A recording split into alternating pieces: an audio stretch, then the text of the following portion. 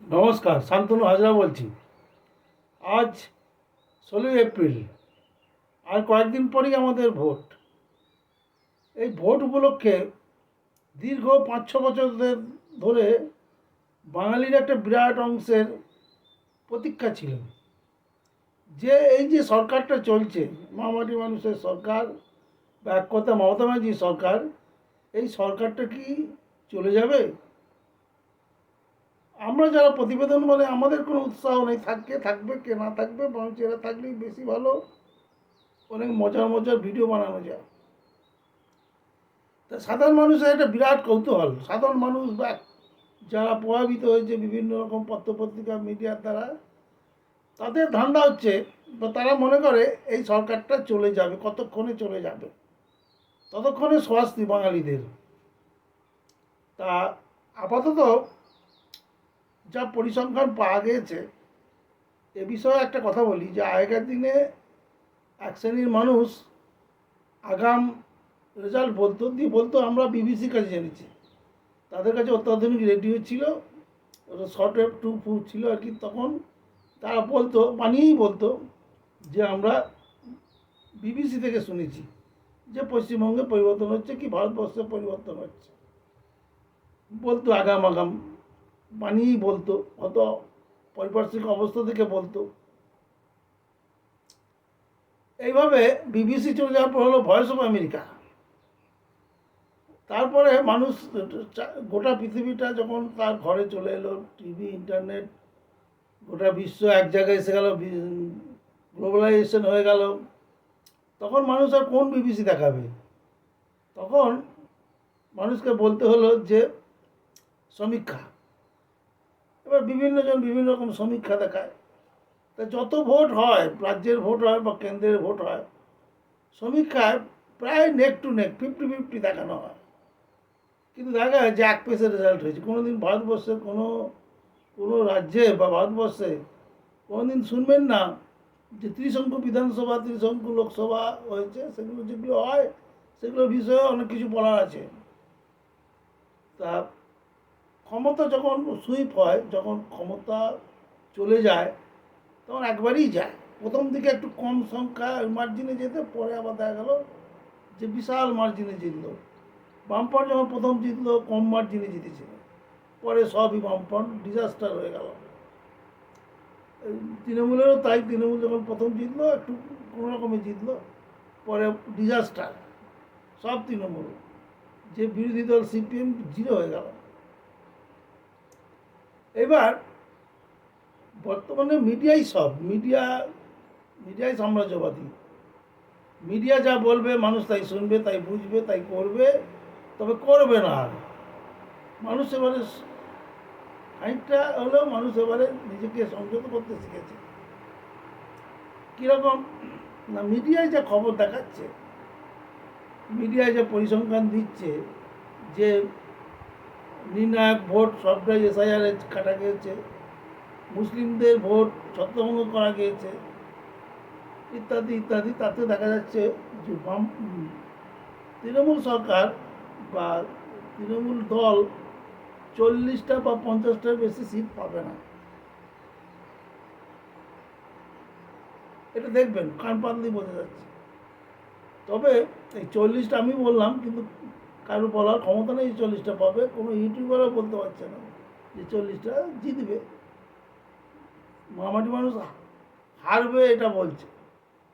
CPM কটা পাবে, ভোটটা কোন দিক কি যাবে বলছে না। এবার 40টা ভোট পাবে সেটা বোঝা যাচ্ছে, কিন্তু এর বহু কিন্তু আছে। যেমনি হচ্ছে কি, একটা একটা করে বলি আমি। যেমনি একতরফা মিডিয়ার কাছে অনেক কিছু শেখার পরে এটা বোঝা যাচ্ছে না যে মুসলিম ভোট এবারও ছাপ্পার ভোট করে দিদিকে দেবে কিনা। আগেরবার কী হয়েছে, মুসলিমরা এখনও দেখলাম যে তারা বিজেপিকে ভয়ঙ্করভাবে একটা শত্রু ভাবে, যার জন্য অপোজিট ভোট আছে, তৃণমূলকে তারা ভোট দেয়। এবার সিপিএমও তলা তৃণমূলকে সাপোর্ট করে। সিপিএমের ভোটটাও তৃণমূলে যাতে বেশি করে যায়, সেই জন্য সিপিএম নেতারা চেষ্টা করে। 2 নম্বর ঘটনা, যে ক্লাব সংগঠনগুলো, এই ধরুন এই সুজিত বসুর শ্রীভূমি বা ঢাকুরিয়া ঢাকুরিয়া যেটা চালাতো আর কি, ববি হাকিম চালায়, এছাড়া নাম ভুলে যাই, এছাড়া নাকতলা উদয়ন সংঘ, এরকম অনেক অনেক ক্লাব আছে। পশ্চিমবঙ্গ বাঙালিরা একটা ক্লাব কালচারে থাকতে ভালোবাসে, যে পশ্চিমবঙ্গের বাইরে গিয়ে ক্লাব মতো নেই। যেখানে বাঙালি আধিক্য সেখানে আবার বেঙ্গলি ক্লাব। এই ক্লাবগুলো কী হয়, সরকারি অর্থানুকূলে চলে। এই এই ক্লাবগুলোকে এই তৃণমূলের নেতারা রীতিমতো সারা বছর একটা নার্সিং করে আর কি, মানুষের সুখে দুঃখে পাশে গিয়ে দাঁড়ায়, সরকারি জিনিসে বাড়ি ভর্তি করে দেয়। এ তো গেল একটা ঘটনা। এবার হলো গিয়ে এই অনুদান সংস্কৃতি বামফ্রন্টের পরে তৃণমূল যে নিয়ে আসলো বাংলায়, এই অনুদান তো এখন একটা ঘটনা দাঁড়িয়েছে, এটা শিল্পের পর্যায়ে দাঁড়িয়েছে। কারখানা বন্ধ আছে, কী আছে, অনুদান তো আছে। আরেকটা বিরাট ঘটনা, সেটা হচ্ছে গিয়ে এই যে মিডিয়া যতটা দেখাচ্ছে, মানুষ মিডিয়াকে সন্দেহ করছে। দেখবেন মিডিয়াতে যেগুলো দেখায়, পরবর্তী দেখা গেল যে আবার খবরের মতো বৃষ্টি হলো না। আরেকটা বড় ফ্যাক্টর, যে পশ্চিমবঙ্গে মোদি ম্যাজিকটা কোনোদিনই বেশি কার্যকর হয় না। মোদি ম্যাজিকটা কি না, মিডিয়া খুললেই দেখবেন যে এই পৃথিবীতে সায়েন্স আলম হচ্ছে গিয়ে নরেন্দ্র দামোদর ভাই মোদি। এই যে মোদি, আমাদের পিএম মোদিকে নাকি আমেরিকা ভয়ে তটস্থ হয়। পিএম মোদি ট্যাবলেট খেলা করে পাকিস্তানকে গিলে ফেলে। বাংলাদেশে এতগুলো ঘটনা ঘটলো, সবই নাকি মোদি ঘটিয়েছে। চায়নায় ফোকলাম নিয়ে চায়নাকে একদম কোণঠাসা করে রেখেছে। মোদির নামে স্টেডিয়াম, মোদির নামে রাস্তা। আবার দেখবেন টিভি সিনেমায় যে সমস্ত সিরিয়াল বা সিনেমা হয়, সেখানে এমন একটা কাহিনী দেখায় যেটা মোদির নামে জয় জয়কার। খুব শৈল্পিক কায়দায় দেখায় যে পাকিস্তানের নানান দুষ্টচক্র ভারতবর্ষে ঢোকার চেষ্টা করে, আমাদের নায়ক ওই আমির খান, শাহরুখ খান, এরা নষ্ট করে দেয়।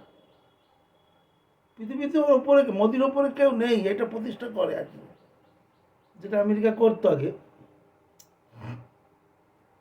দেখো আমেরিকা যেটা করতো, সাদ্দাম হোসেনের ছেলেদেরকে রেপিস্ট হিসেবেই পৃথিবীতে চিহ্নিত করেছিল।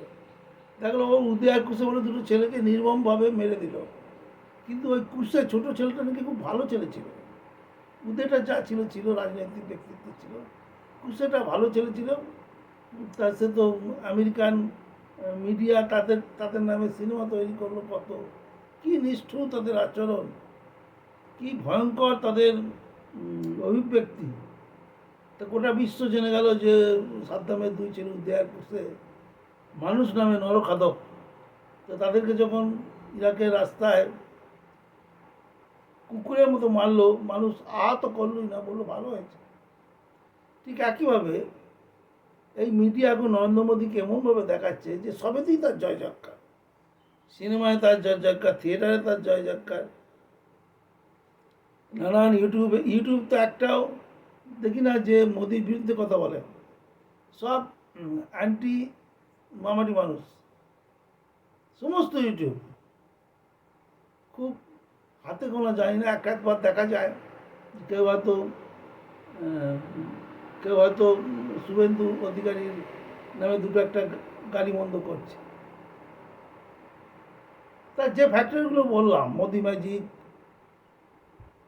নাকতলা উদয়ন সংঘ বা মুসলিম ভোট, এগুলোর কি হবে? এগুলো যদি মানুষ ইগনোর করতে পারে, এগুলো যদি ভোটে ফ্যাক্টর না হয় দাদায়, তাহলে তৃণমূল হারবে। তৃণমূল 40টা কেন 10টাও পেতে পারে। আদারওয়াইজ জয় হবেই। ধন্যবাদ।